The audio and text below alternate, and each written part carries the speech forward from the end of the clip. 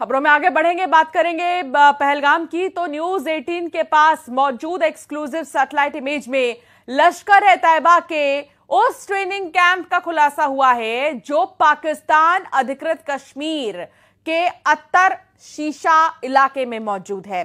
इसे जंगल मंगल training camp भी कहा जाता है। यही नहीं, आतंकियों को हथियार चलाने से लेकर हमला प्लान करने तक की पूरी ट्रेनिंग यहीं पर दी जाती है।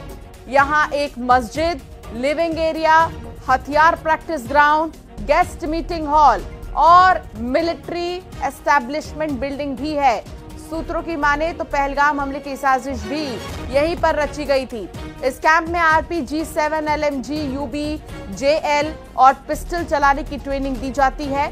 मस्जिद में लश्कर के हार्डकोर कमांडर और कई बार हाफिज सईद भी आता है। पागला बियार नाम की जगह पर ISI और पाकिस्तानी सेना के बड़े ऑफिसर आतंकी मीटिंग्स भी करते हैं।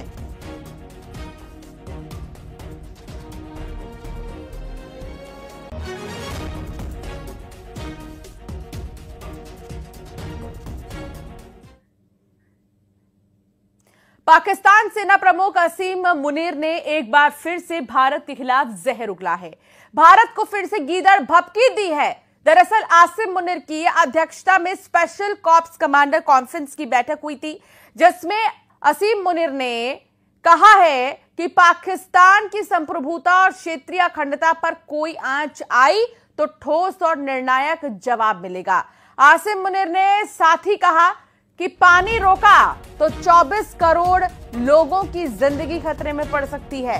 पाकिस्तान के आर्मी चीफ ने दावा किया कि भारत पाकिस्तान को अस्थिर करना चाहता है, लेकिन हमारी फौज हर मोर्चे पर तैयार है।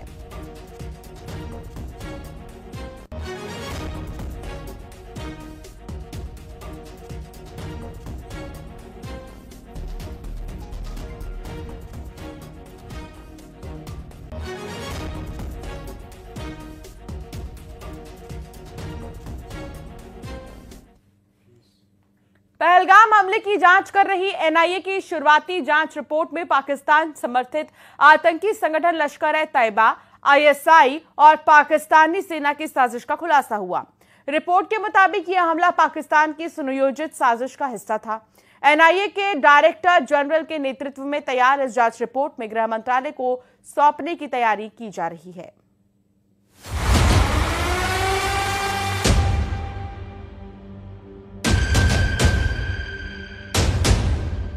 पहलगाम हमले की साजिश सीमा पार रची गई। लश्कर, ISI और पाक फौज ने रची पहलगाम हमले की साजिश। NIA की शुरुआती रिपोर्ट में हुए सनसनीखेज खुलासे। अब कैसे मुंह दिखाएगा पाकिस्तान?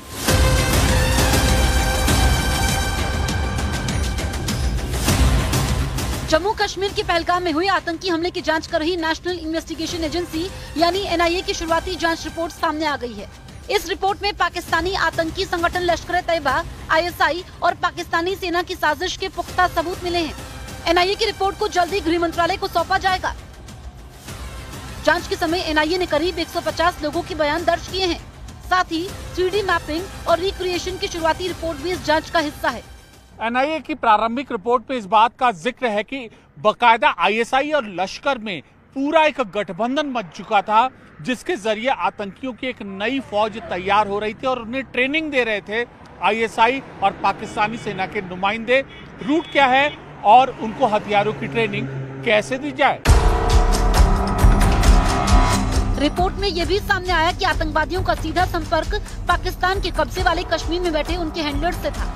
NIA ने इस हमले में ओवरग्राउंड वर्कर्स की अहम भूमिका का भी जिक्र किया है। सूत्रों के अनुसार जम्मू कश्मीर में इन ओवरग्राउंड वर्करों के सभी संपर्कों की सूची तैयार कर ली गई है और अब इनके खिलाफ प्रशासनिक और कानूनी कार्रवाई की तैयारी चल रही है।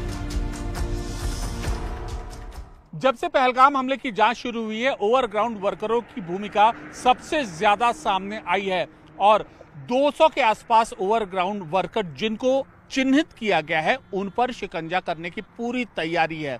दरअसल एनआईए सूत्रों के मुताबिक अपनी रिपोर्ट में ओवरग्राउंड वर्कर किस तरीके से पनपे और अब उन पर काबू पाने के लिए क्या तैयारी की जा रही है, इस बात का भी जिक्र है। एनआईए के डायरेक्टर जनरल की अगुवाई में तैयार इस शुरुआती जांच रिपोर्ट को गृह मंत्रालय को सौंपने की प्रक्रिया जल्द शुरू होगी। एनआईए की शुरुआती रिपोर्ट से ये साफ है कि पहलगाम में हुआ हमला सिर्फ गोलीबारी नहीं बल्कि एक बड़ी साजिश थी, जिसकी डोर पीओके से खींची गई थी। भारत के खिलाफ इस साजिश के साथ पाकिस्तान एक बार फिर आतंक का एक्सपोर्टर बनकर सामने आया है।